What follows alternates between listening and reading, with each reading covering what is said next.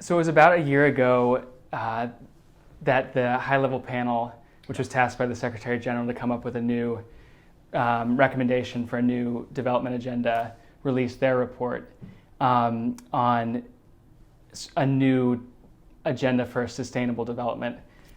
Where are we in the process of sort of negotiating that agenda now, a year later? Well, we are at a very interesting time now in the whole process, because there's something called the Open Working Group on Sustainable Development Goals. They've been discussing 1 week every month, starting in actually March last year, and still going on. They've been deliberating the ins and outs of sustainable development and what should go into this agenda.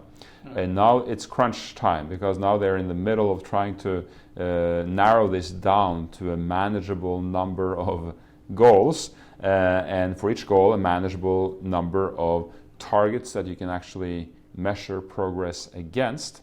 And when you look at all these issues, it's at this point in time 17 focus areas that are sort of the candidate areas for goals that are being discussed. Everyone knows that has to be pruned down to a more manageable number.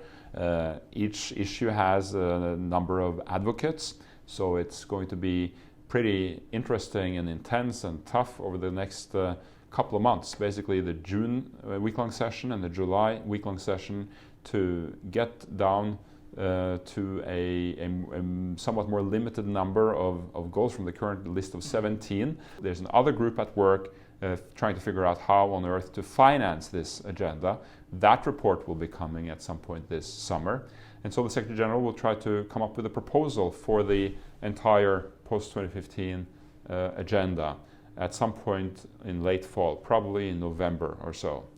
Then back to the UN member states, the General Assembly, to negotiate the final deal in the spring of 2015, and hopefully to have an agreement in September at the General Assembly in 2015.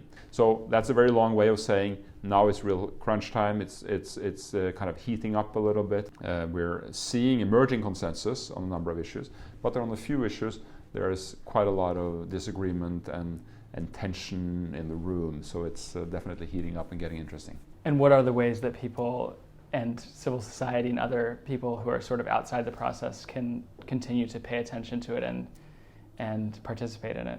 Well, I would recommend to certainly those who have internet access, and that's a growing number of people all over the world, is to pay close attention to the World We Want 2015 portal, World We Want 2015 portal, because that's where you find everything. Not just what we have orchestrated as the UN system, not just the My World survey, with the 2.1 million votes, but also what different civil society organizations have been doing in terms of outreach, what the private sector through the Global Compact has been doing. So weighing in there, participating in the live dialogues in that space is one very good way to stay engaged. I do hope that we will be able to also let people that are not online continue to participate. The My World survey, half of the respondents have been reached through old-fashioned paper and pencil because they are not online.